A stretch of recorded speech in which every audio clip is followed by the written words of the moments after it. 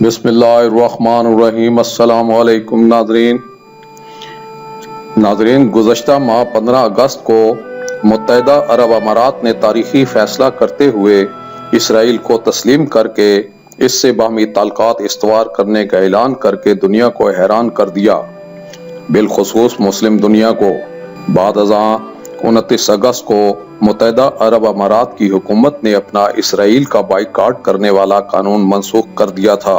دونوں ممالک میں بحالی کے بعد پہلی بار 31 اگست کو اسرائیلی سرزمین سے اڑان بھرنے والا طیارہ یروشلم سے ابوظہبی پہنچا تھا۔ دونوں ممالک میں تعلقات کی بحالی کے بعد جہاں مسلم دنیا نے متحدہ عرب امارات پر سخت تنقید کی، وہیں یہ خبریں بھی سامنے آئیں کہ ممکنہ طور پر دوسرے عرب ممالک بھی اسرائیل کو جلد تسلیم کر لیں گے۔ متحدہ عرب امارات اور اسرائیل میں تعلقات کی بحالی کے باوجود اگرچہ تاحال دونوں ممالک کے درمیان فضائی سفر شروع نہیں ہوا اور نہ ہی تاحال دونوں ممالک کے شہری سیاحت کی غرض سے ایک دوسرے کے ملک جا سکتے ہیں، تاہم امکان ظاہر کیا جا رہا ہے کہ جلد ہی دونوں ممالک فضائی سفر سمیت سیاحتی تعلقات بھی بحال کر دیں گے، جس کے بعد کوئی بھی اسرائیلی شہری متحدہ عرب امارات آ سکے گا اور کوئی بھی اماراتی شہری اسرائیل جا سکے گا۔ لیکن دونوں ممالک میں تاحال سیاحتی تعلقات بحال نہ ہو پانے کے باوجود بھی پہلی بار ایک اسرائیلی ماڈل متحدہ عرب امارات میں پہنچی اور وہاں انہوں نے اماراتی نژاد روسی ماڈل کے ساتھ فوٹو شوٹ بھی کروایا۔ خبر رساں ادارے رائٹر کے مطابق خواتین کے زیر جامہ بنانے والے اسرائیلی برانڈ فکس کی تشہیر کے لیے اسرائیلی ماڈل مے ٹیگر فوٹو شوٹ کے لیے دبئی پہنچی۔ رپورٹ کے مطابق مے ٹیگر نے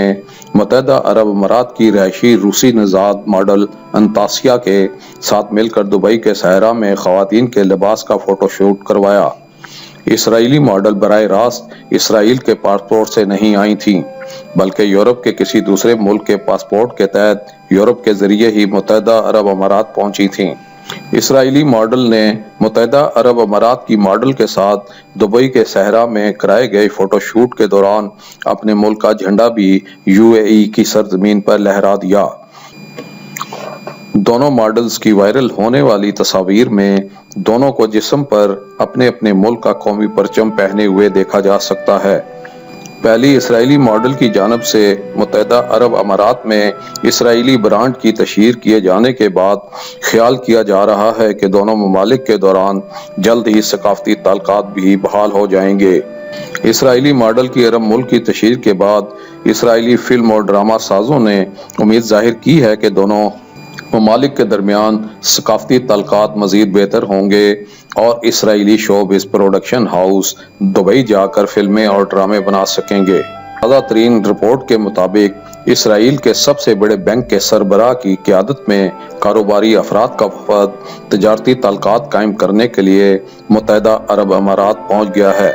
AFP کے مطابق اسرائیلی بینک ہیپاولم کے سربراہ ڈوف کوٹلر کی قیادت میں ہائی ٹیک فائنینشل ٹیکنالوجی اور صنعت سے وابستہ افراد پر مشتمل مختصر وفد متحدہ عرب امارات کا پہلا کاروباری دورہ کر رہا ہے۔ واضح رہے کہ اسرائیل اور متحدہ عرب امارات نے 13 اگست کو تعلقات قائم کرنے کے لیے معاہدہ کرنے کا اعلان کیا تھا،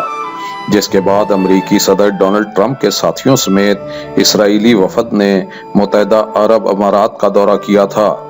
اس دورے میں مختلف شعبوں کے حوالے سے تبادلہ خیال کیا گیا تھا۔ اسرائیلی بینک کے سربراہ نے اس دورے کو مستقبل میں وسیع توقعات کے لیے پہلا قدم اور سنگ میل قرار دیا۔ انہوں نے نجی طیارے میں دبئی روانگی سے قبل میڈیا کو بتایا کہ بینکوں کے سربراہوں اور معاشی ماہرین کے درمیان براہ راست رابطوں سے کاروبار کی راہ ہموار ہوگی۔ اس 2 روزہ دورے کے پہلے مرحلے میں وفد دبئی میں بینکاروں اور کاروباری شخصیات سے ملاقاتیں کرے گا، جس کے بعد ابوظہبی جائے گا۔ رپورٹ کے مطابق اسرائیلی بینک لیومی کے سربراہ کی قیادت میں ایک اور وفد 14 ستمبر کو متحدہ عرب امارات کا دورہ کرے گا۔ 13 اگست کو متحدہ عرب امارات نے اسرائیل کے ساتھ دوستانہ تعلقات کے قیام کا اعلان کیا تھا، جس کے بعد سے اسے مسلم ممالک خصوصاً ایران اور ترکی کی جانب سے شدید تنقید کا سامنا ہے۔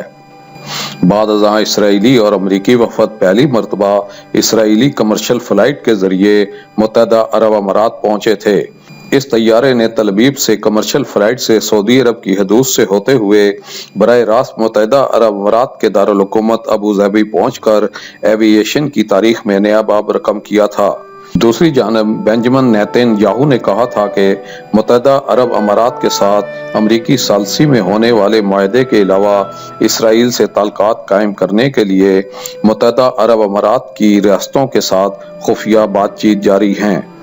اور اس حوالے سے مسلمان رہنماؤں کے ساتھ خفیہ ملاقاتیں بھی ہو رہی ہیں، اور ممکنہ طور پر یہ امید کی جاتی ہے کہ جلد ہی دوسرے عرب ممالک بھی اسرائیل کو تسلیم کر لیں گے۔